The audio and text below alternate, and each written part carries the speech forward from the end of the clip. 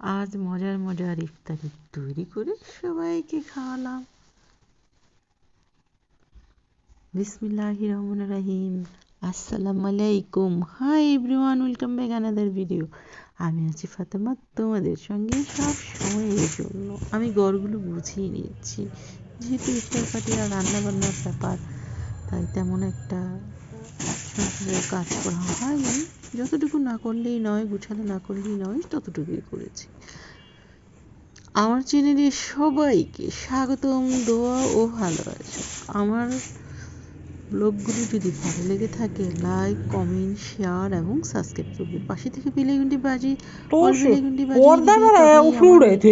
কি যে মানুষের আমি বুঝি না, কোন ফ্যামিলির মানুষ এগুলো। কেমন আছো বন্ধুরা? আশা করি খুব খুব ভালো আছো। আল্লাহর অশেষ রহমতে আলহামদুলিল্লাহ আমি ভালো আছি।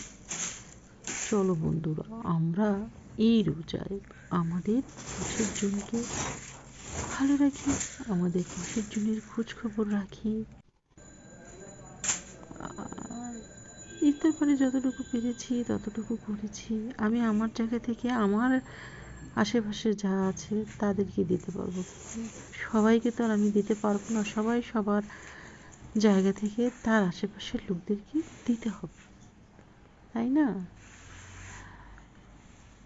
আমরা আমাদের বাবাকে ভালো রাখবো, আমরা সবাই মিলে এই রোজায় রোজা রাখবো, তারাবি পড়বো, তাহাজ্জুদ পড়বো, নফল পড়বো, থাকবো সৎ। আর সবাইকে শেখাতে হবে, জানাতে হবে, বুঝাতে হবে, রোজা রাখতে হবে, নামাজ পড়তে হবে, কোরআন পড়তে হবে, ভালো মানুষ হতে হবে, তবেই জীবন সার্থক। এই তো ঘরগুলো গুছিয়ে রান্নাঘরের সবগুলো মোটামুটি পরিষ্কার করে নিলাম, সেটাই জাস্ট একজোড়ো দেখি।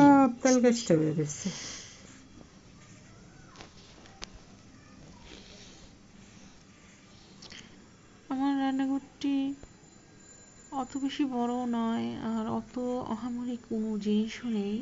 আমার যা আছে তা দিয়ে আমি আমার মনের আগুনে মিশিয়ে আমি সাজিয়ে নিয়েছি। আর এই রোজাটা আমি খুব ভালোভাবে উপভোগ করছি আমার মতো করে। আমি এই তো ইফতার পার্টির বাজার চলে এসেছে। এখানে আমি প্রায় আধা কেজির চাইতে বেশি পেঁয়াজ দিয়েছি,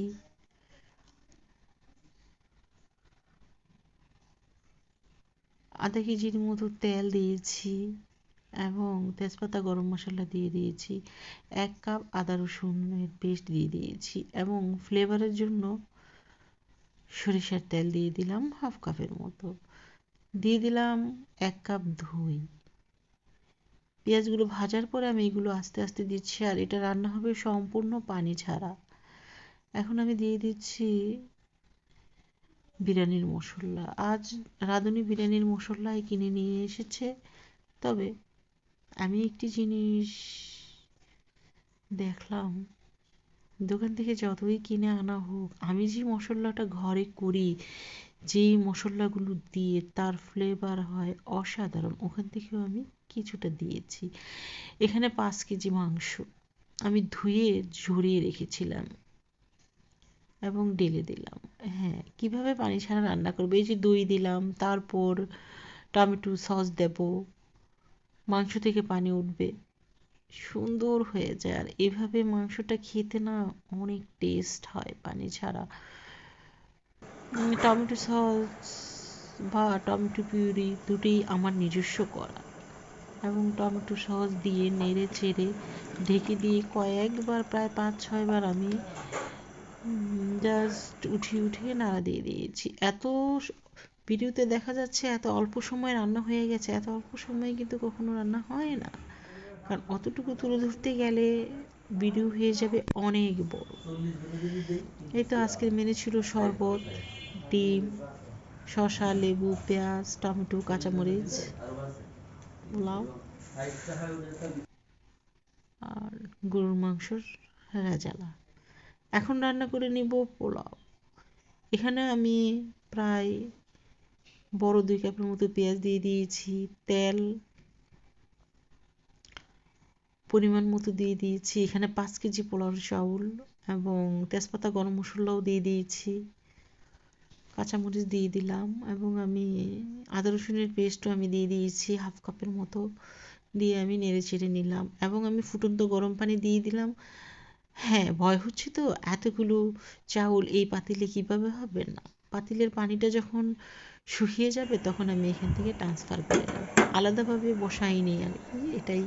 তবে এভাবে রান্না করি আমি, আমার কাছে ভালো লাগে। যখন চাউলটা পানিটা শুকিয়ে যায় তখন আমি এখান থেকে উঠিয়ে ওখানে দিয়ে দিই এবং সুন্দর মতো হয়। আর পোলাওর চাউল পানির পরিমাপ করতে হবে, পোলাওর চাউলের উপরে 1টি আঙ্গুলের 2 দাগ পর্যন্ত পানি দিলেই হয়ে যাবে। এই তো আমার পোলাও রান্না হয়ে গেল। এখন আমি সাবুদানা পায়েসটা রান্না করে নেব। আমি এখানে দুধ দিয়ে তেজপাতা গরম মশলা দিয়ে জ্বালিয়ে রেখেছিলাম এবং গরম দুধ দিয়ে সাবুদানাগুলো ঢেলে দিয়ে ভিজিয়ে রেখেছিলাম। কেউ চাইলে সেদ্ধ করে নিতে পারো। তারপর নেড়ে চেড়ে হয়ে গেল। এখানে আমি ডালিম, আপেল, কলা, নাশপাতি দিয়েছি, কালো আঙ্গুর, সবুজ আঙ্গুর 1 লেয়ার দিয়ে আবার আমি ঢেলে দিলাম। এখন আবার দিচ্ছি, সব কিছুই আবার দিয়ে দিব এবং দিয়ে নিচ্ছি খেজুর। আর বিশ্বাস করবেন না, এই ডেজার্টটি এতটা মজা, এতটা মজা। এখানে 3 ধরনের বাদাম আছে, কিশমিশও আছে। একবার ট্রাই করে খেয়ে দেখবে বন্ধুরা, জাস্ট মুখে দিলে ফলগুলো যে কামড়ে কামড়ে পড়ে, এত টেস্ট, এত টেস্ট। আমি এটা তো রোজায় বেশ কয়েকদিন বানাই, আমার কাছে অনেক বেশি অনেক বেশি ভালো লাগে। এই তো আমি সাজিয়ে নিয়েছি, তারপরে একসাথে মিশিয়ে সার্ভ করব। আমি আবারও বলবো এই রেসিপিটি একবার বানিয়ে খাবে তোমরা বন্ধুরা। এই তো সবগুলো মিশিয়ে নিলাম, এখন আমি একটু খাবো, ট্রাই করব। এই আমার আজকের ইফতারের মেনু এগুলোই ছিল। আমি যতটুকু সবাই অনেক অনেক বেশি ভালো থাকবে, আমাদের জন্য সবাই দোয়া করবে। আমি সবার জন্য দোয়া করবো যেন সবাই অনেক বেশি ভালো থাকি। সবাই আসসালামু আলাইকুম, আল্লাহ হাফিজ, আল্লাহ হাফিজ। আর তাই আমি শেয়ার করলাম। দেখো পায়েসটি কিন্তু পায়েস করে তারপরে আর কি ফলগুলো দিয়েছি।